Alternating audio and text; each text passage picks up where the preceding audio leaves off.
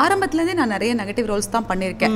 அந்த நெகட்டிவ்ஸ் எல்லாம் எப்படி இருக்கும்னா, இப்போ ஒரு வீட்டில் வந்து ஒரு நாத்தனார் எப்படி இருப்பாங்க, சின்ன சின்ன சண்டைகள் வரும். எனக்கு தான் புடவை வேணும், எனக்கு தான் முதல் மரியாதை வேணும், இந்த மாதிரி ஒரு க்யூட்டான நெகட்டிவ்ஸ் தான் இருந்தது.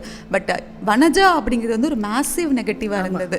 அவள் ஏதோ ஒரு விஷயத்துக்காக எல்லாத்தையும் சாகடிக்கிற ரேஞ்சுக்கெல்லாம் போகிற மாதிரி ஒரு வில்லத்தனம் இருந்தது. அது எதுவுமே நான் உள்வாங்கி பண்ணனான்னு சொன்னால் அந்த நடிப்பை தான் உள்வாங்கினே தவிர அந்த ஒரு கேரக்டரைசேஷன் நான் எடுத்துக்கிட்டதே கிடையாது. எல்லாரும் சொல்லுவாங்க வெளியே முதல்ல நான் வந்து இந்த சீரியல் நடித்து ஒரு வாரத்தில் நான் கோவிலுக்கு போகிறேன், சிறுவாபுரி கோவிலுக்கு.